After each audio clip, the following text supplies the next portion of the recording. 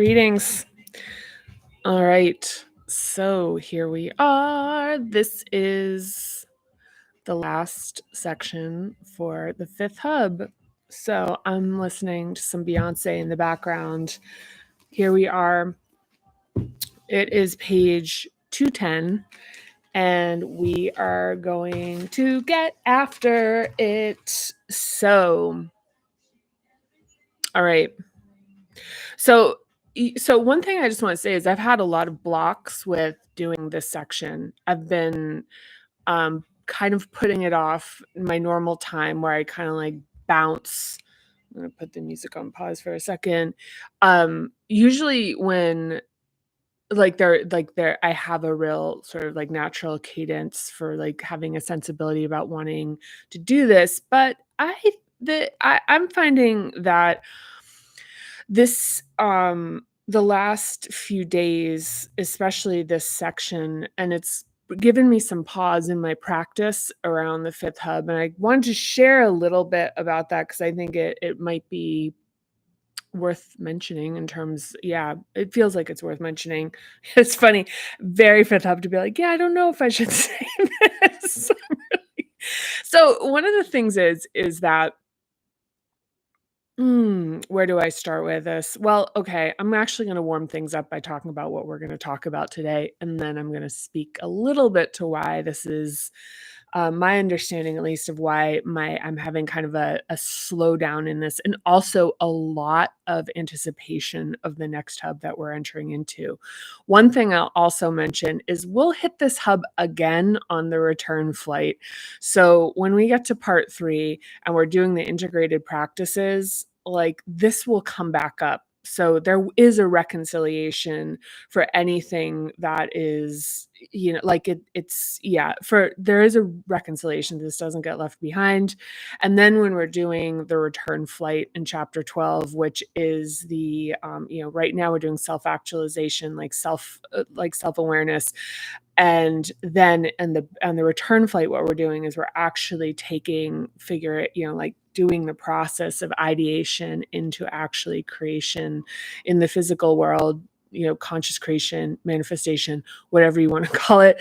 And here we come back to this. It's an important part. And I think I've referred to this before. I think it's actually my own process as it relates to the descending current with this is interfering with my process with this, talking about it here. And one of the things for me is that doing this hub has had me, like, one of the things that surfaced in this has been people not liking me and realizing how many people don't like me.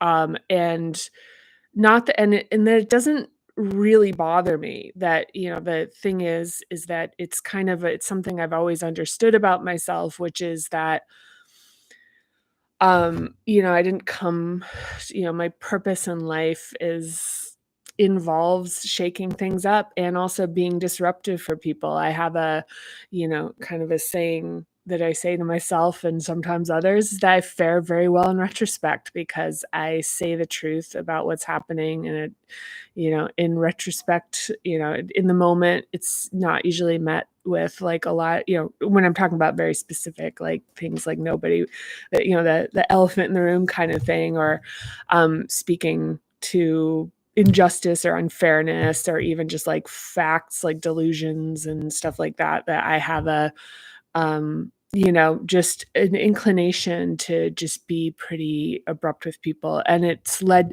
to people having really strong opinions of me. And I don't have a problem with that. Like that I understand and I see my role, as odd as this is. I see my role in this as being like, yeah, it's like part of like land, Dr. Pimple Popper or whatever, that it's just how it is, and that's the cost of it. I will say in my life, I have received people, retrospectively coming back and saying, hey, I got to tell you,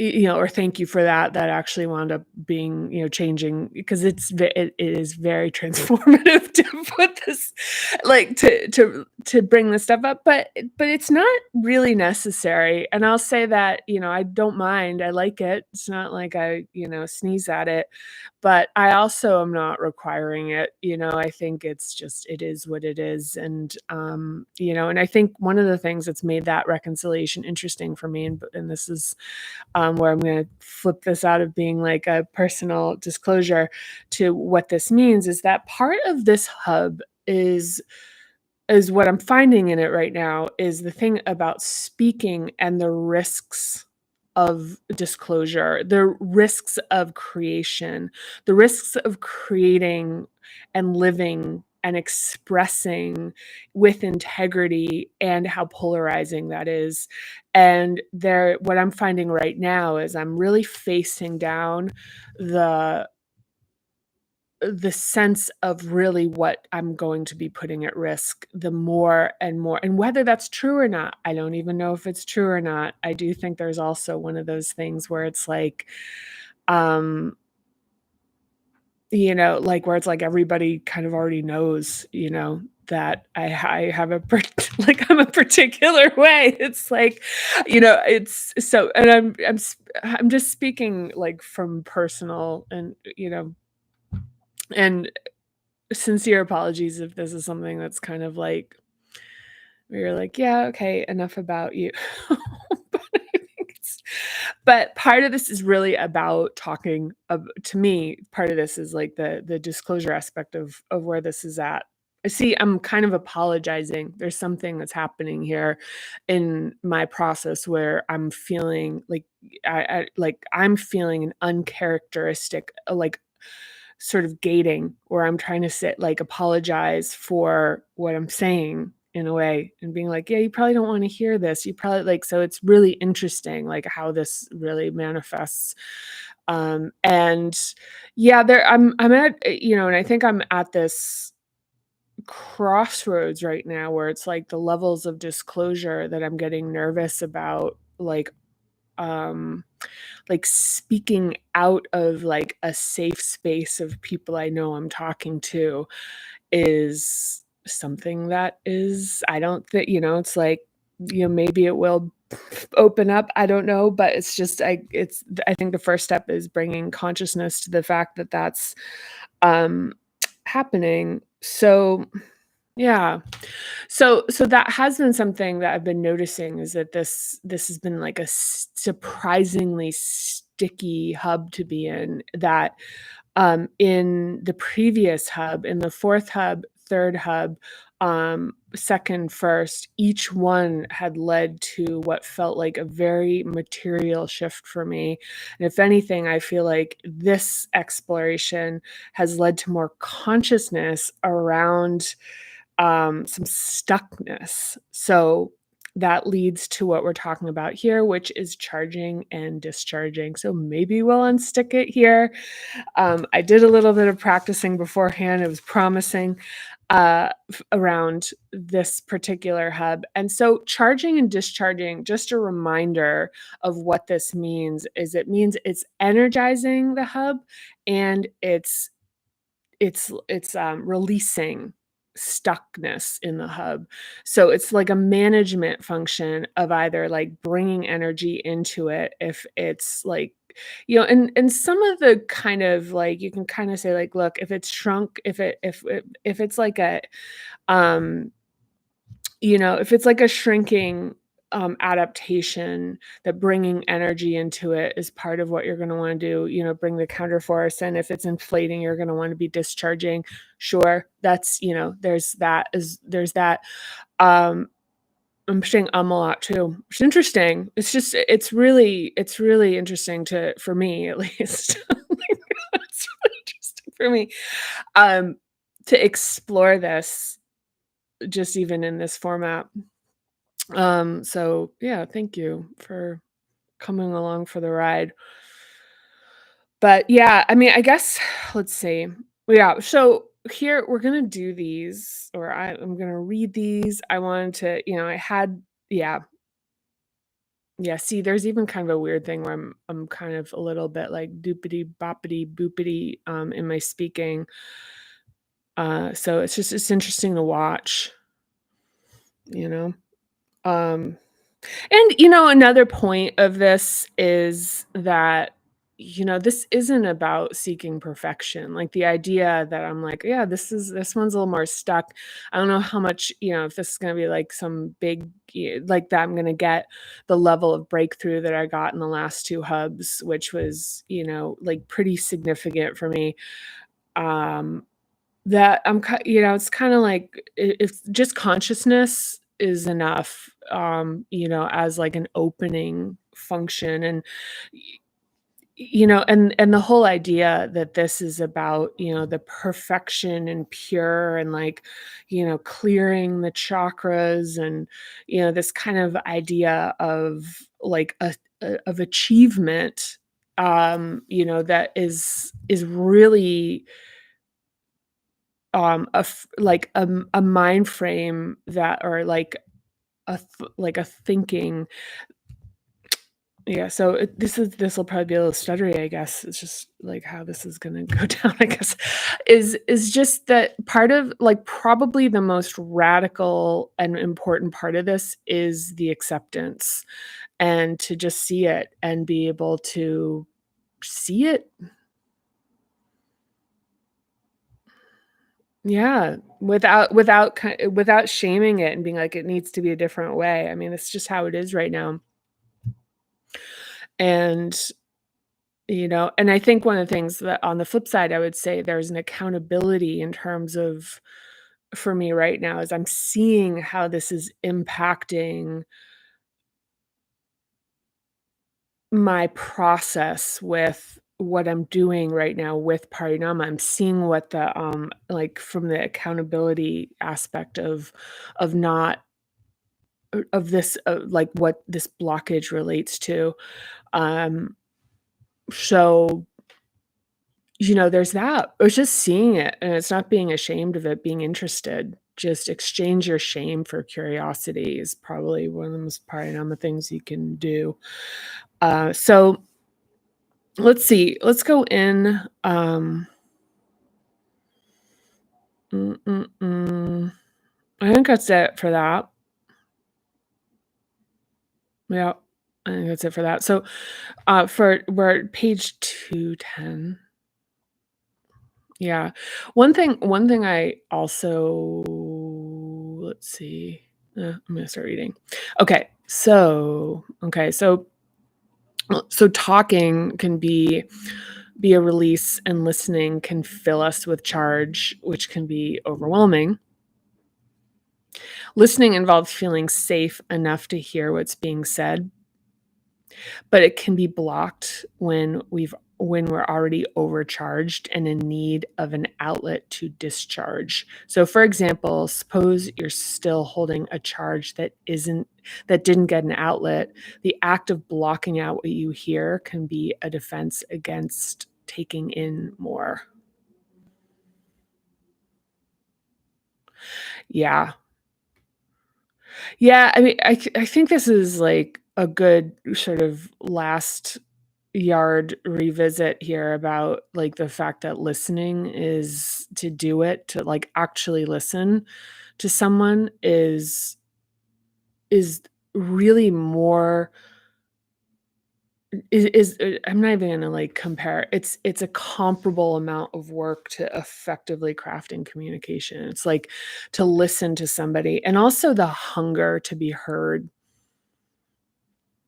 So if we just, I think that one of the, I was listening to a podcast today and it was about, what was it about? Was this, I'm trying to find it. It's called Believable. Was it Believable? The Coco Birthman story. And basically the whole story of it is that she did a lot of lying and and it's interesting because there's, probably some pathology there, no question.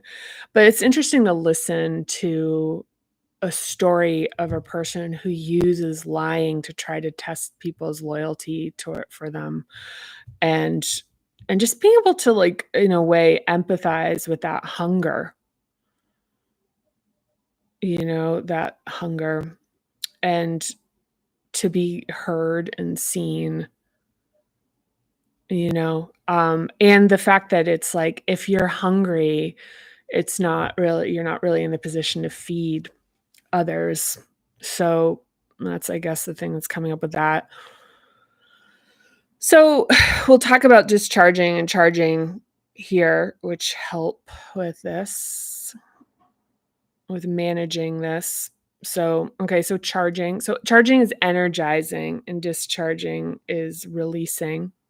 So when we listen,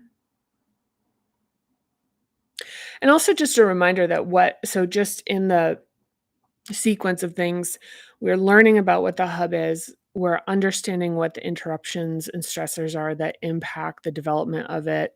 We're knowing the adaptations that are like evidence of how the hub has been shaped in its development. And then here in the expansion is where we are growing the capacity, but also learning to dynamically manage the hub. And the dynamism is in the charge and discharge, where we're getting tools that we can use that help us actively, like, and consciously manage ourselves, so that we can just really have access to being more fully alive. And it's, all like the discussion about saying, like, like, so you can be this, you can be that. It's actually just to gain a greater sense of aliveness and unstuckness, to be able to manage feelings of feeling blocked or stuck or frustrated or overwhelmed, to be able to be really in a more active position of that. Fancy words. Okay. So when we listen, we receive stimulation, and take in charge. This can range from pleasant to excruciating, depending on the content and voltage of the delivery. To positively charge this hub, we can look to music, make the therapeutic humming sound of VOO, which we'll do, and gently stimulate the face, neck, and shoulders with massage. See the VOO entry below for how to do this. Most of the adaptations in this hub need discharge because auditory overstimulation, along with restriction of personal expression, exists in enormous proportions. It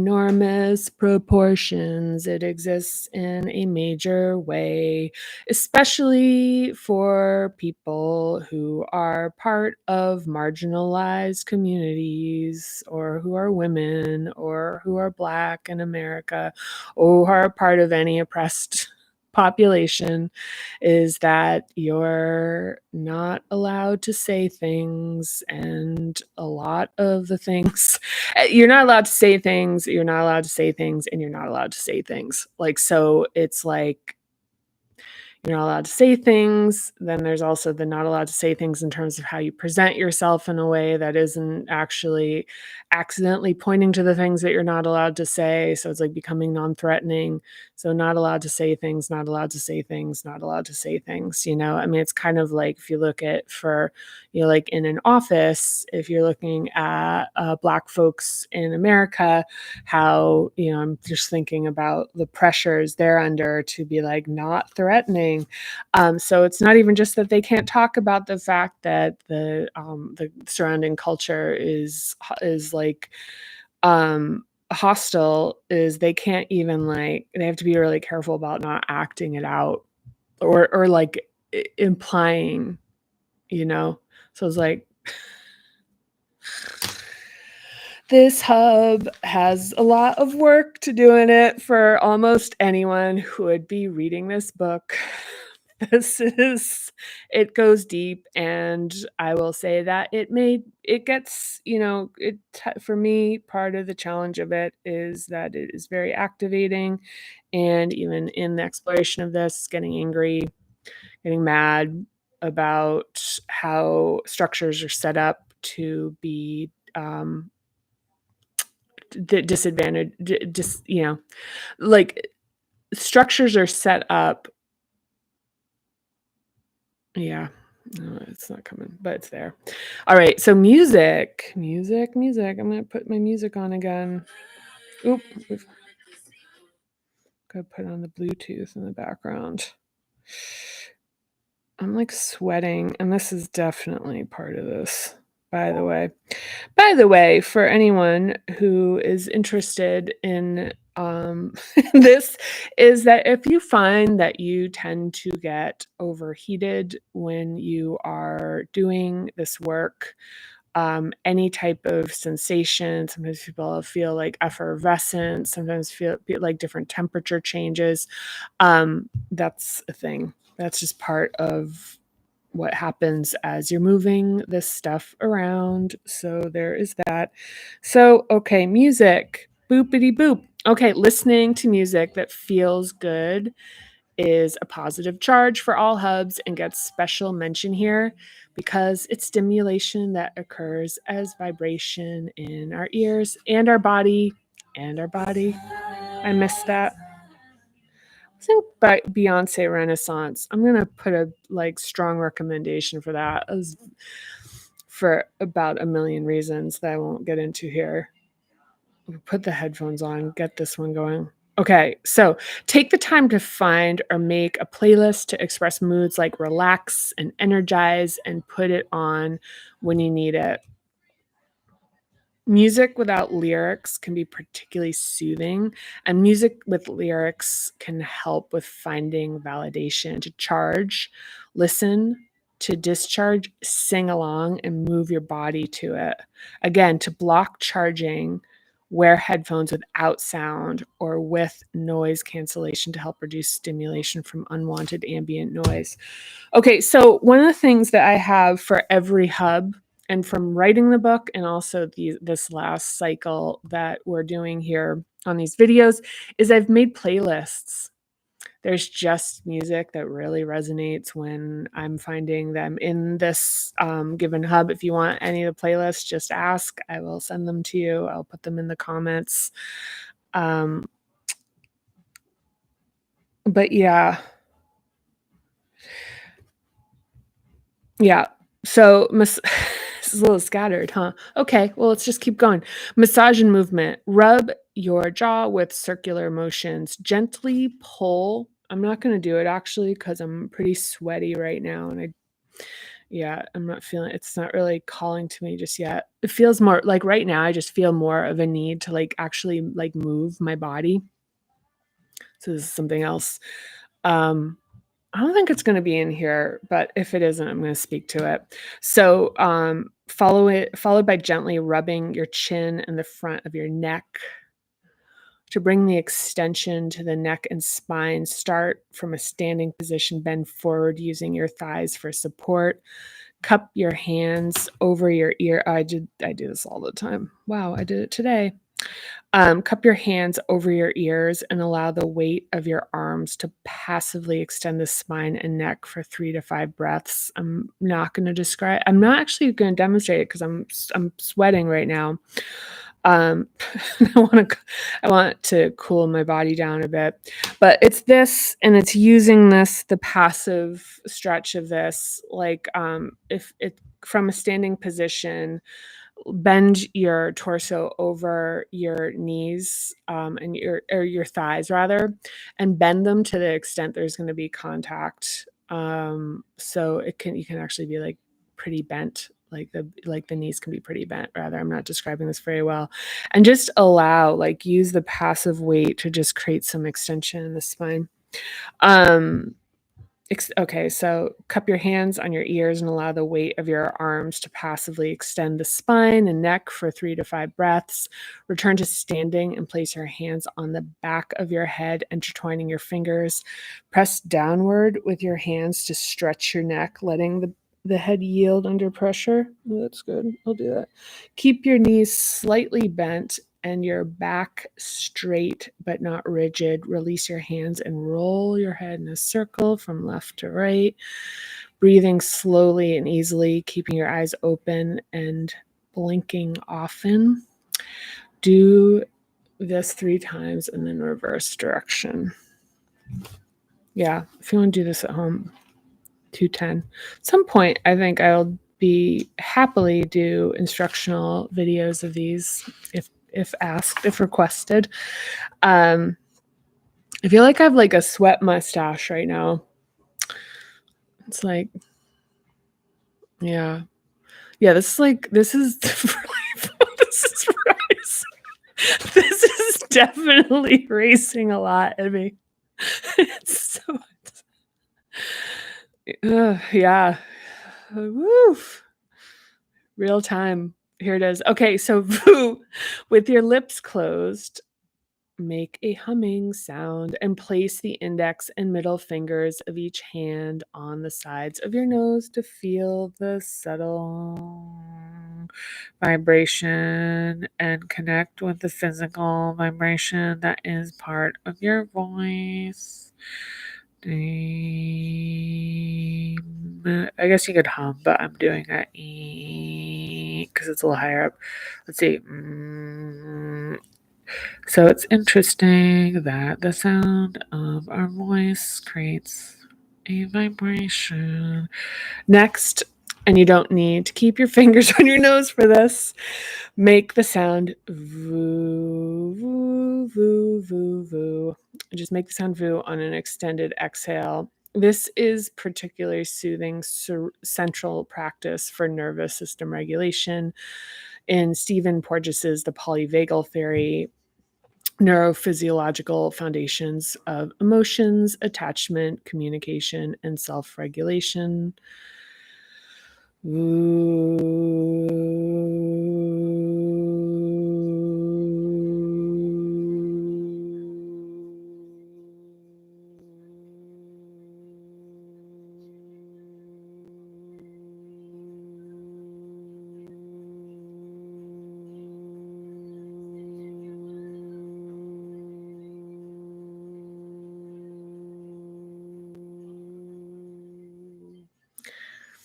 So, yeah.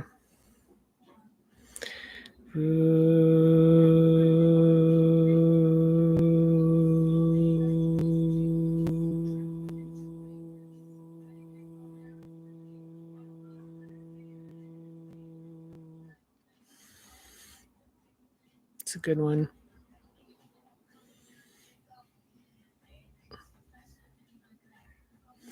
There are 2 channels. I'm like really liking that. I don't even want to break it by talking some more. If I was by myself, I'd just keep doing that for a while. Oh, recommend. Ooh, that is really nice. Voo, do, do, do, do, voo, voo, voo. Oh, maybe I'm gonna do it again. It's like kind of like wow, yum. Yeah,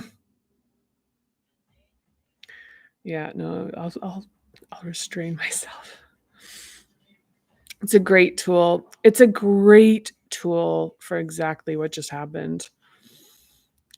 And one of the reasons I put the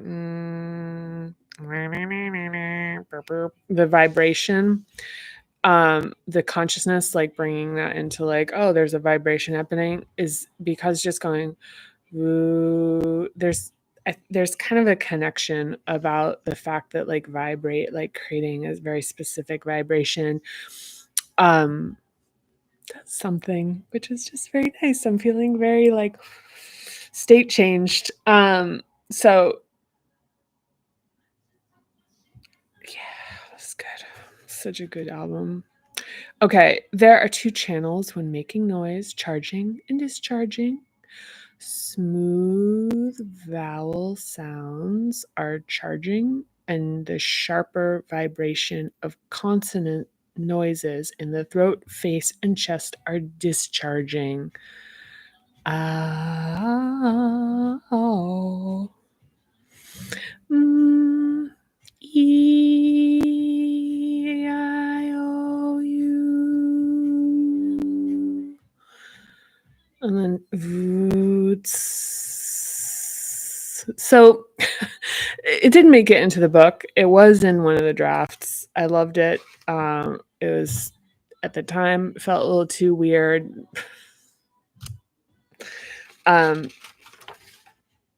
Was the different root sounds that are related to this connects to like the chakra stuff, like mantras, the different sounds related to each of the chakras, and then as a result the hubs.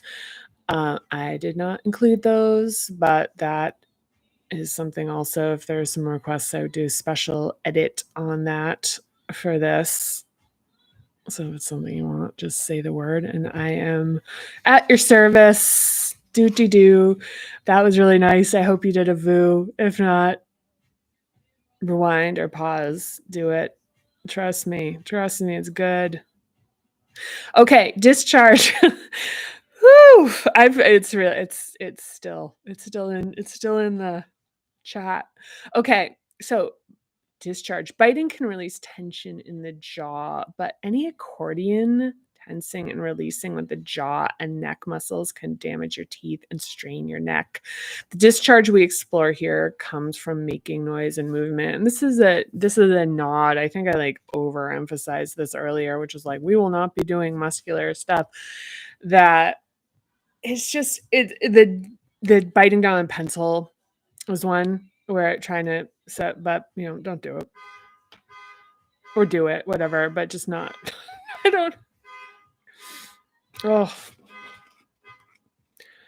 All right. Honk, honk. Okay, making noise, opening the throat. Oh. Okay, I'm really trying to get in here, and it's happening, guys. Yeah, it's really good. Okay, they're coming up, the discharge. So we're in discharge, and this is really fun.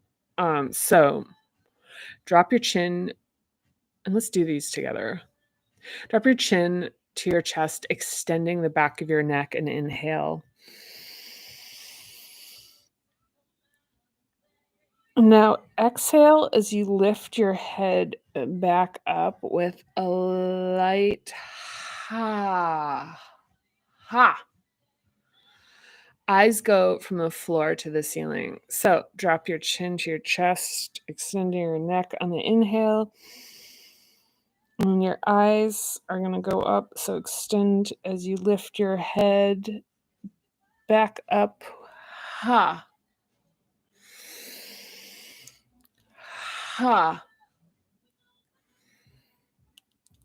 Ha. Ha. Try to get really a little more aggressive. Ha. Knock myself out. The live goes on for eternity. So many. Yeah, no, but so repeat 5 to 8 times with a slight increase in the intensity. So, ha, ha, ha. And there you have it. Yeah, I'm feeling a little dizzy after that. The slower ones recommend those. That aggressive one, downvote that. Upvote slow, downvote intense. My cat is here. Let's see if he gets into the throat opening. He's very vocal, by the way.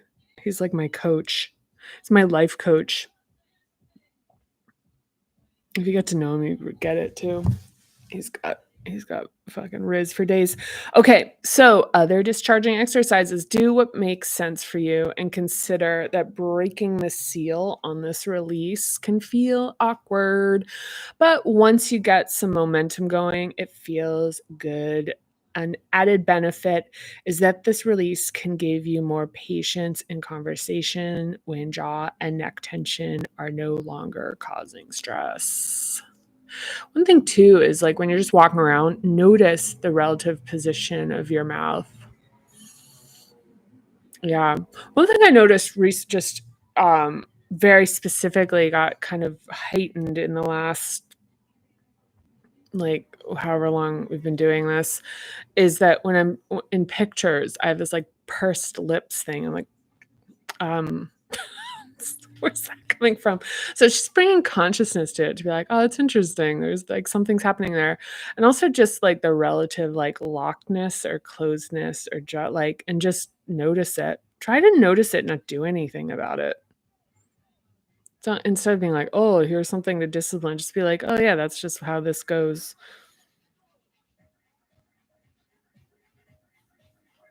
Perfect timing.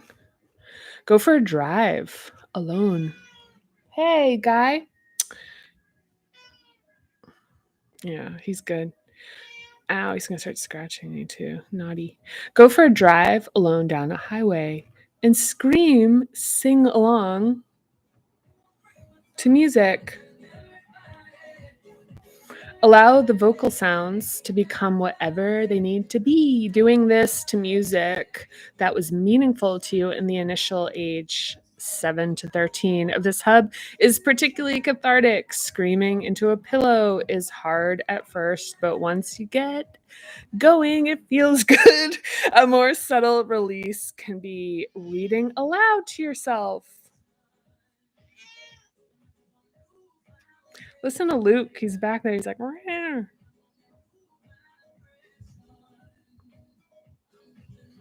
Yeah. So, yeah, this is something I'm trying to, there's something that was coming up, but Luke's little singing was so cute. It got totally took over my attention. Yeah. So, yeah, it's super like reading aloud. Okay, here, I'm back. Reading aloud. So, actually, it's funny. It's what I'm doing right now.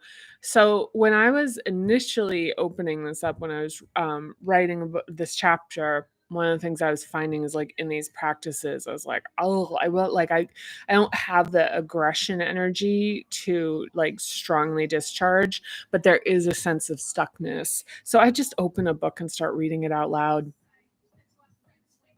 And if somebody wanted to listen to me, I'd read to them. But there's like try it. If there's somebody you love that you're, or if you want to just even read to an empty room, to your pet, to your plant, to the wall, whatever, just open a book and start like reading, just speaking.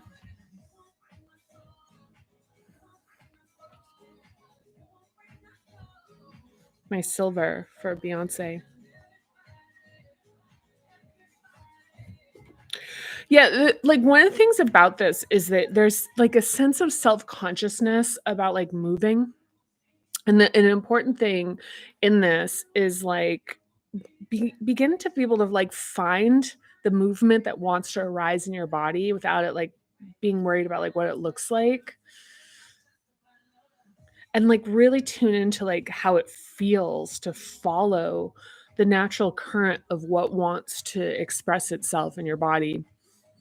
So it's like it doesn't fucking matter like if this like I don't, it's not externalizing. It's like it's one of the things like that divide. It's like breaking the divide, and this is living from the inside out, where you're literally just tuning into what does this feel like in my body, and then searching around being like what wants to like move out. Earlier just before this I was like stomping, and it was like a little in the shaking in the hands, and so there's that. You can do that. The healing effect of being able to talk to someone without being judged or interrupted is profound. Having someone listen to you as you speak your truth is an intense release in this hub. Therapy is effective for this. It's also good to ask someone to just listen. In the words of a friend, being heard and being allowed to speak feels like a drink of cool water after a 2-hour hike. Yeah, I was thinking about this where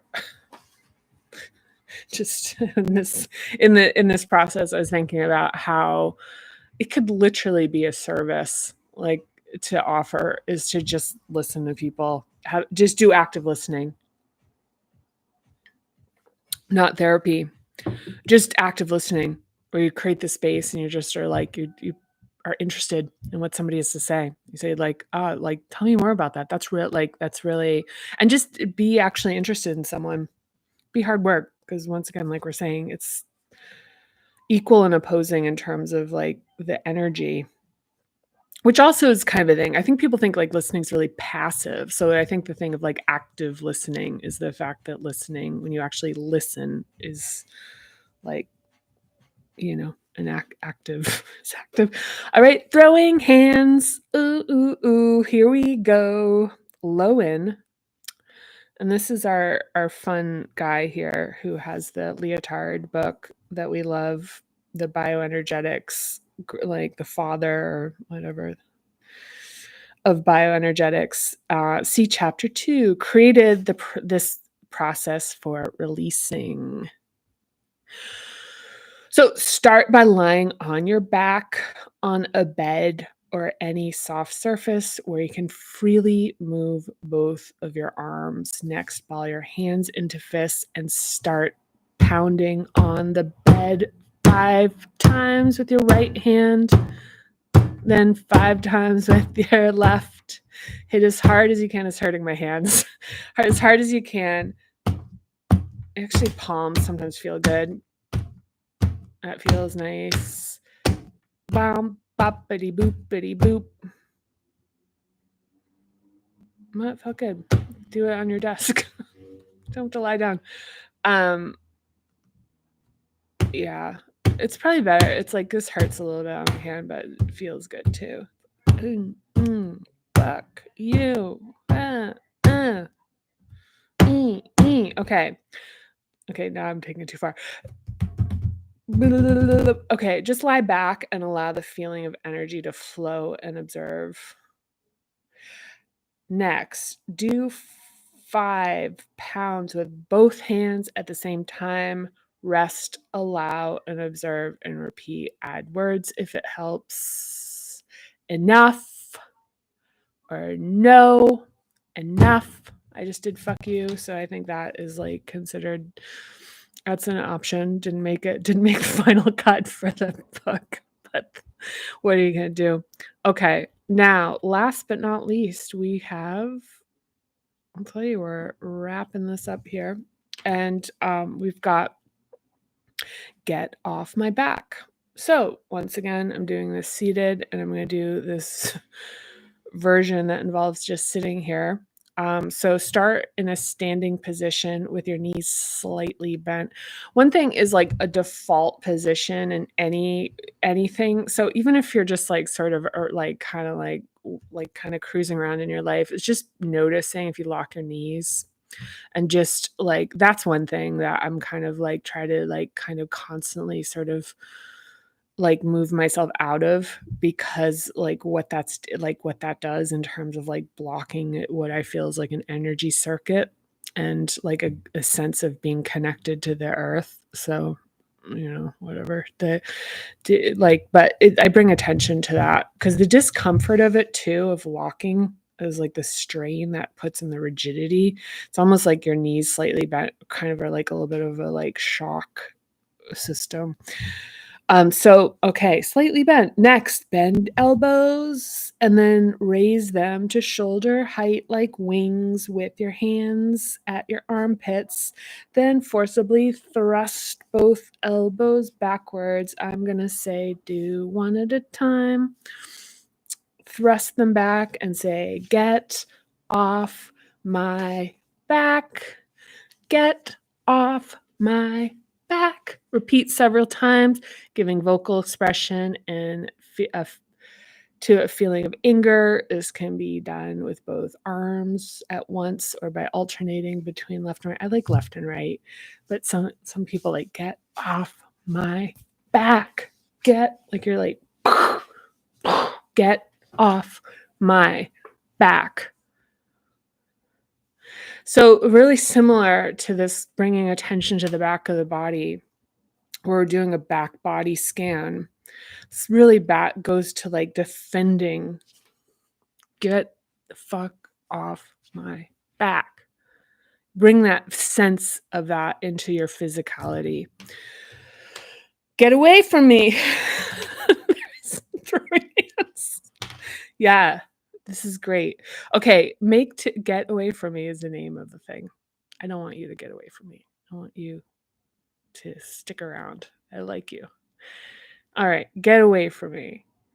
Make two fists with your thumbs on the outside. Drive both fists strongly forward and say, "Get away from me. Get away from me.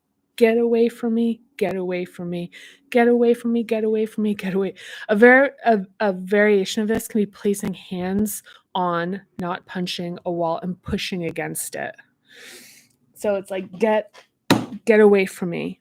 Get away from me. Get away from me. Get away from me. Get away from me. Get away from me. Get away from me. Get away from me. Get away from me. Um discharge. Like shut the fuck up. Shut up. Shut the Okay. Ta-da, we did it, guys. Gals, anybody? So the fifth hub transitions into the sixth hub, chapter 9, C, with its complementary self-reflection and imagination that support self-expression. The power of mythology and symbols emerge as we begin to imagine and sense ourselves as in a much larger context within the world. And acts of creation become inspired and driven by the vision of imagination, ideation, and curiosity. So let's get weird. Boo. Let's get weird. Let's get weird. No, that's not, there's nothing here that's like it's too weird. Look, I'm going to show you though. Look where we are.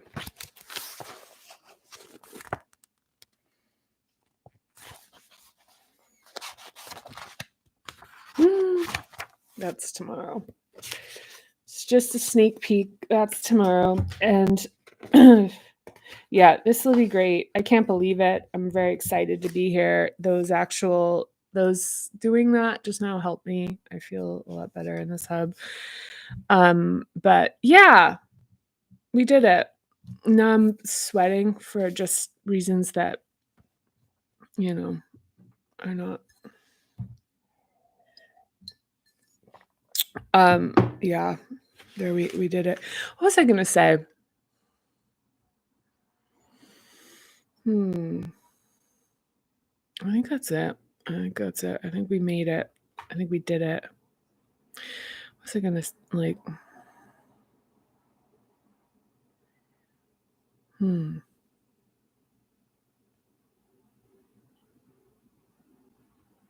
Yeah. Whew.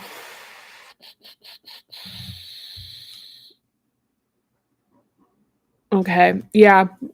There's a lot. I mean, I think one thing I will say is that that last like X, what is it called?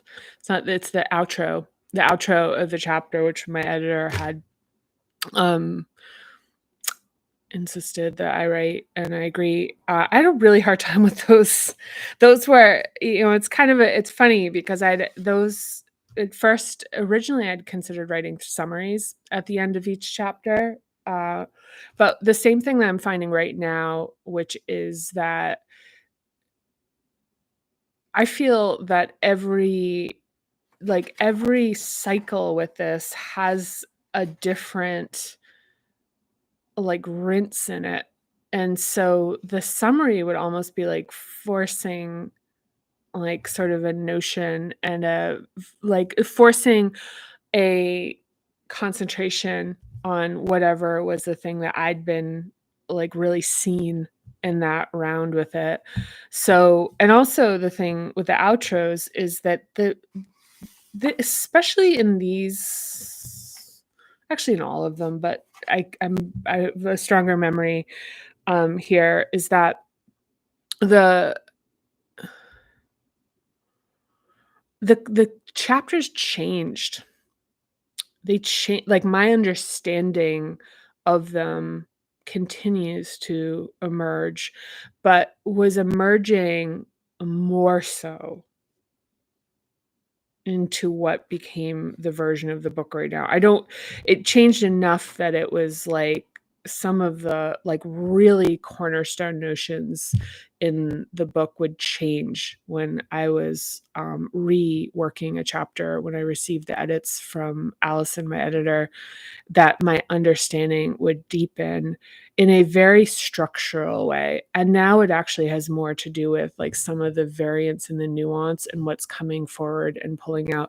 I will, the one thing I have noticed is that I don't feel a sense of like how I would rewrite the book is in the way that like in a substantive way of shifting things. It's just more a thing about like seeing, like, I remember in chapter 6 in the third hub, seeing that so much of where I was in the process meant that there was a lot more that was,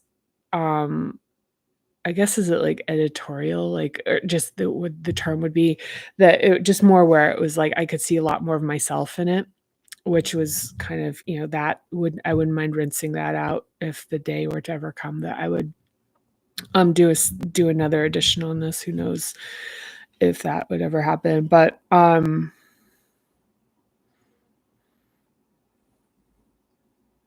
don't know. Also one of the things I'll say is that as far as like the whole thing about being like, well, if there's another edition, I like the fact that there's like in reading it, I see the fallibility in it. I think it's an important thing at this stage and where I'm at with it is that I like that about this. I like when I find the things where I'm like, that sort of is really like a point of view.